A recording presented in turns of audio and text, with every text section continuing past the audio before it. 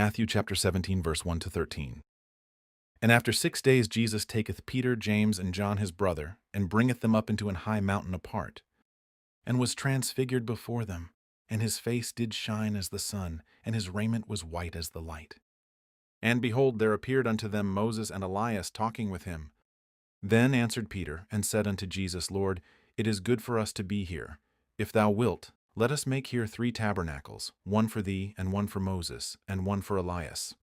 While he yet spake, behold, a bright cloud overshadowed them.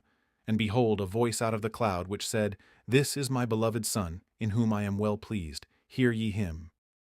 And when the disciples heard it, they fell on their face, and were sore afraid. And Jesus came and touched them, and said, Arise, and be not afraid. And when they had lifted up their eyes, they saw no man, save Jesus only. And as they came down from the mountain, Jesus charged them, saying, Tell the vision to no man, until the Son of Man be risen again from the dead. And his disciples asked him, saying, Why then say the scribes that Elias must first come? And Jesus answered and said unto them, Elias truly shall first come, and restore all things. But I say unto you, that Elias is come already, and they knew him not, but have done unto him whatsoever they listed. Likewise shall also the Son of Man suffer of them. Then the disciples understood that he spake unto them of John the Baptist. Matthew chapter 17 opens with one of the most glorious moments in the earthly ministry of Jesus Christ, the Transfiguration. Just 6 days after promising that some standing with him would see the Son of Man coming in his kingdom, Jesus takes Peter, James, and John up a high mountain. There they are given a preview of his future kingdom glory. As Jesus is transfigured before them, his face shines like the sun, and his clothing becomes brilliantly white. For a brief moment, his divine glory is unveiled. This is not Christ receiving glory for the first time, but his eternal glory being revealed to the disciples. The Transfiguration confirms that Jesus truly is the promised King, who will one day reign in glory.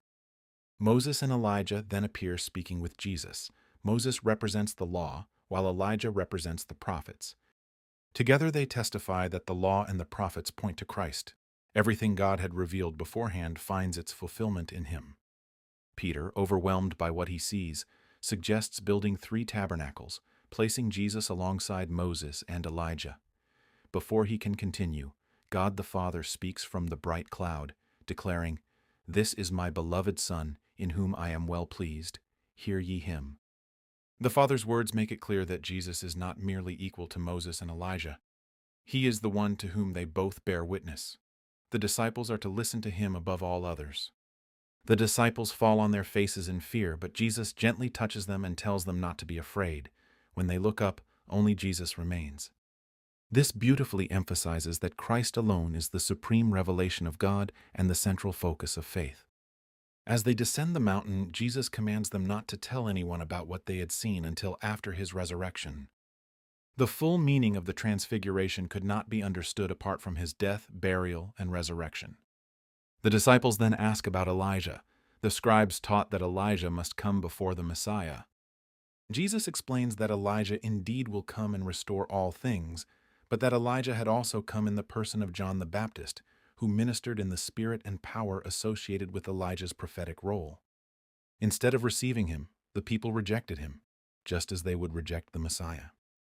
The passage closes by showing that the disciples understood Jesus was speaking about John the Baptist. His rejection foreshadowed the rejection and suffering that Christ himself would soon endure. This passage powerfully reveals the glory, authority, and supremacy of Jesus Christ. The Transfiguration gives a glimpse of the coming kingdom, confirms Jesus as the beloved Son of God, and reminds us that all of Scripture ultimately points to him. Thank you for watching.